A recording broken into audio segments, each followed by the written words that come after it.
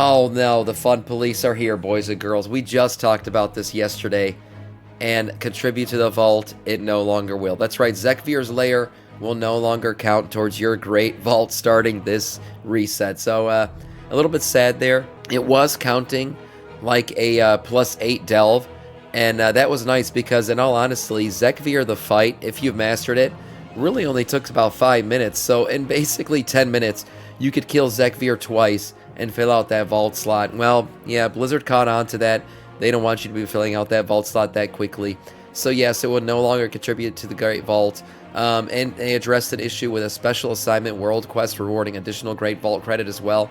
So they don't want you using the World Quest tab or the World tab to fill out your vault in 5 to 10 minutes. That's not what they want done. Yeah, I had a feeling that would happen, to be honest. Me too. Especially with all the attention Zekvir's been getting this week in terms of being a really good way to get your, not flight stones, the other stones. I'll never remember what they're called. But Valor stones. Got it. I did remember. I'm lying. It's a great way to gather up Valor stones. It's a great way to progress on your characters. And it was a great way to fill out vault. But no longer will you be able to do that. Moving on to some other hotfixes going into effect this week, and some that have already gone into effects. They fixed an issue for Demonology Warlocks where Empowering Legion Strike no longer, consumed by other abilities, so that's pretty good for you guys. I guess that was a little glitch there.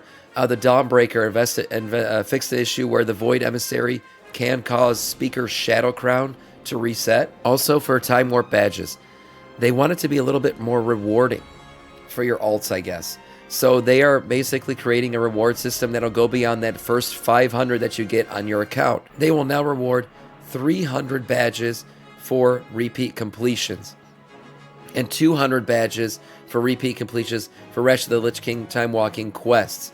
So we have the Disturbance Detected Alduar quest will now give you 300, and the Unstable Prism quest will now give you 200 beyond the initial 500 that you get, and that is repeatable with your warband, right? So these are warband bound. We know that. Blizzard is trying to basically funnel out some of these Time Warp badges. They know a lot of people are holding a lot of them, and they want to basically make it so we drain some of that in the anniversary event. But they also want to make it rewarding to have alts, so they're kind of rebalancing how that's going to work. Cool, Ulduar is fun. I think you're being sarcastic there, but we'll move on from that. They also fixed an issue where the flag in the Eye of the Storm should be picked up while immune after being dropped. Could be picked up while you're immune. Okay, that's fine. PvP stuff, we usually don't talk about that. And some Season of Discovery patch notes here as well. More tuning. That's right, so yesterday I talked about a lot of the tuning going on with every class. Tons of hero talent changes going into effect. A lot of buffs and nerfs, mostly buffs. But Beast Mastery Hunters specifically, especially in the last YouTube video that went up, are very disappointed. They're very angry. They're upset. They feel like they're getting the shitty end of the bargain with Blizzard. Well, Blizzard also felt that way. They did feel bad. So Blizzard has stated that their intention behind Beast Mastery Hunter changes are to nerf them slightly in single target, but to buff them in multi-target. And they feel like their nerf may have been a bit too harsh. So the overall damage increase that they're doing is no longer 4%. There is an overall 8% damage increase plus an extra 8% to your pets, right? So they're going to be dealing more damage, and that is to offset the, the nerf that happened to them that really sucked? The Basilisk Collar nerf, yes, which is getting nerfed by more than half. And that was a big damage boon, basically, for Beast Mastery Hunters, and unfortunately caused them to lose a lot of damage. That is being offset a little bit more by this, but you will still be getting the benefits of the overall increase of damage. So that's good because that's going to help you with your multi-target. Overall, with these changes, essentially you're going to see a 4 to 5% drop-off on single-target damage, but around a 14% buff to your AoE damage. So as much as you guys might fall off slightly in single-target raid damage, stuff like that, you guys should be seeing much more utility when it comes to Mythic Plus, and that was kind of what Blizzard's was their intentions around there. Another recall to a nerf that they're calling back is for Paladins. Holy Paladins specifically, we're seeing a healing reduction of 5%. That has been X'd out. Blizzard realized that that wasn't exactly what they wanted to do. It was a bit harsh. You're also seeing a Dawnlight's healing increase by 30%. After continued feedback and further review on the performance, we've decided to revert the planned nerf on Holy Paladins for October 8th's weekly reset. Additionally, we're correcting the bug with the Dawnbreaker and compensating with a buff to its healing to keep its value in raid close to the current performance while giving an increased performance in 5 party group content. So that has been reverted to basically be a buff for Holy Paladins. So rejoice, Holy Paladins. No longer are you being nerfed. Sub-Titty also getting a 35% damage increase that was not in the previous notes. And Deathstalker, following the blood effect, now increases to 2 targets afflicted with Rupture. These are the changes that happened. Previously, there were a bunch more. You can go back and check out that video as well. But these are the ones that have been added on top of that. So good to hear for Beast Mastery Hunters. I know they were previously very disappointed in a lot of the changes. Moving on to some interesting stuff going forward here. 11.5 is now 11.0.5, I should say, is now in the PTR and being tested. And what this is basically is the next iteration of the story, right? We know we're getting the anniversary event and everything that's coming with that. Should be fun to do, but the story's moving on, right? The story is moving on, and that means the Nerubians are no longer a problem. The people of Hallowfall can now come to the surface. Like, these are the things that are happening now, because in the story we have killed Queen Ansarek, right? So we moved on from them, and the story continues to advance from there, starting with the Goblins.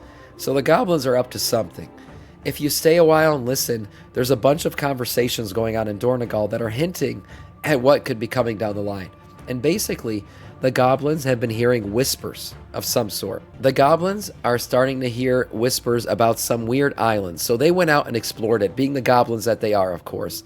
So they returned from this exploration and are now talking about what they found. So Rickett says, "I'm telling you, Skagit, something called us from across the water.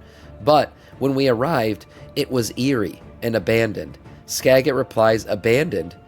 There was no one at the island to answer the call?" Rickett replies, "Nope, nobody. Zip. There was nothing but some big crystal." Skagit looks at her and replies, "A crystal? Like a valuable crystal? At an abandoned mine? Ricky, you're killing me. Why didn't you nab some of it? Hey, the clouds were rolling in, and my gang was already on edge. We are looking around and booked it out of there." Skagit says, "If you heard it loud and clear out at sea, I'm sure you're not the only one. We better get back fast if we want that crystal." So basically, this crystal is becoming the center of whatever the next part of the story is going to be, right? There's some island off the shore of Kaz-Elgar. The Goblins have heard some call to it, and they're assuming others have heard it as well. And this crystal is calling people towards it. Now, interesting to say, the clouds are rolling in, as she mentioned. We do know that the current crystal in Hallowfall has some type of gravitational pull, right? I mean, looking at it right here. And that is why there are, in fact, clouds around it. There's also heat radiating off of it, so there's evaporation, things like that. We know that these crystals have this effect. So is this another, like, Hallowfall-esque crystal sitting off the shore of Kaz-Elgar on some island? Well, the conversations continue, and the Earthen themselves are taking an interest in what the Goblins are talking about here. So they are also saying, "A query. I heard a few Goblins have been talking about news of a discovery. Do you know what they have found?" The other Earthen replies, "I have only heard of pebbles and shards. Something about some crystal found on an island." A crystal? Intriguing. That must be why the Arathi seem to be interested. So enter the Arathi, right? So since we've killed off the Nerubians, the Arathi have returned to the shores of Kaz-Elgar, right? They've returned to the surface, and they're up to something. The Arathi are seemingly building a new base, a new air base, I should say. A new big ship like the Dawnbreaker to venture out and seek something out. Most likely this island, right? They're going out to seek out whatever this island that the Goblins have seemingly discovered, and this new crystal. Yes, we know the Arathi themselves have an affinity for chasing down whispers from giant crystals. So we see here a little conversation between the Arathi and some... the Arathi, basically, she's not a leader, but Valentra Therodal, we've talked to her. She's one of the captains, and she's talking to one of the Earthen here. So the Earthen says, Acquiring materials quickly for your construction project won't be an issue. Our supply lines are running more smoothly than ever. Valenta says, Captain Lanket will be pleased at our expedited progress. Fuck me. I left the blurb side. I just got fucking rickrolled. How am I going to recover from this? Well, okay, moving on. Yeah, thank you. Who the fuck was that? Burning Viking? Yeah, oh, yes, yeah, I did. Yeah, thank you, Burning. I appreciate that. As I was saying, the conversation goes that they're basically building something for some kind of stuff, and they're getting a bunch of materials. The Earthen goes, will you require laborers or extra hands on this project? We have many that are ready to volunteer. Valenta says, I mean no disrespect, but the engineering standards of our airships are quite strict. Outside help may slow us down. So right there it confirms they are in fact building an airship. They're gathering materials to build some kind of massive airship. The Earthen says your concern is logical. I detect no disrespect, but I am curious about the journey your people are undertaking. Valenta goes on to say, that's why you want to be involved. I don't mind telling you later, in private perhaps. So there it goes. They are, I would say, most certainly interested in this crystal, the same crystal that the Goblins have talked about discovering already. More conversations from the Earthen about this crystal. And then last but not least here, an interesting placeholder NPC, seemingly from the Silver Covenant, sitting and ready to have a conversation and give a quest. Now, it looks like it has been data mined that, my bad, that Varisa Windrunner will be returning in this patch. So we know Varisa's coming back. She is part of the, the Silver Covenant. We know that, and she may be part of this quest line here. So all of these hints put together on their own could be just a bunch of gossip, as they say here, or they could be teasing at a future storyline. Put together, however, they paint a comprehensive picture that we might expect to see more from. So we know there's been hints at Undermine, right, from the Goblins, but this seems a bit different.